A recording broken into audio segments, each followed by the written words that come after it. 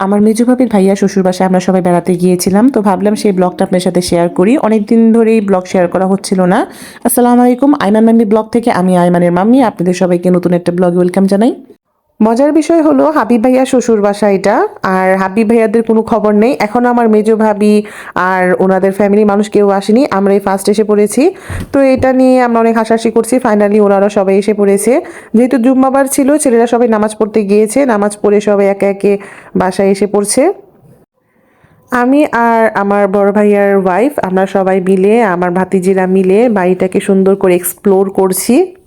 অনেক সুন্দর একটা নিরিবিলি পরিবেশের মধ্যে বাড়িটা করা, আর মাশাআল্লাহ বাড়িটা অনেক সুন্দর করে সাজিয়েছে।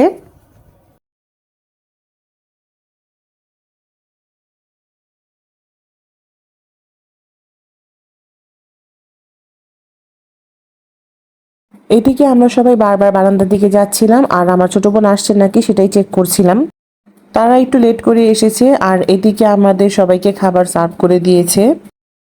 খাবারের মেনুতে ছিল রোস্ট, ডিম, সালাদ, বোরহানি আর কাচ্চি। আর সত্যি বলবো খাবারগুলো অনেক টেস্টি হয়েছে, অনেক মজা হয়েছে। স্পেশালি বোরহানিটা খেয়ে আমরা জাস্ট ফিদা হয়ে গিয়েছি। অনেক অনেক অনেক টেস্টি ছিল বোরহানি।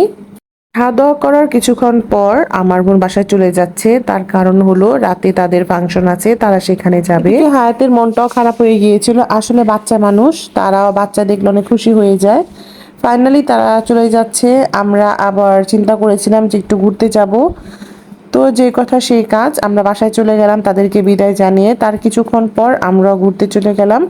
হাবিব ভাইয়া বলছে যে তাদের শ্বশুর বাসার কাছেই একটা সুন্দর পুকুর আছে, তো আমরা লেট না করে চলে গেলাম সেই পুকুর পাড়ে।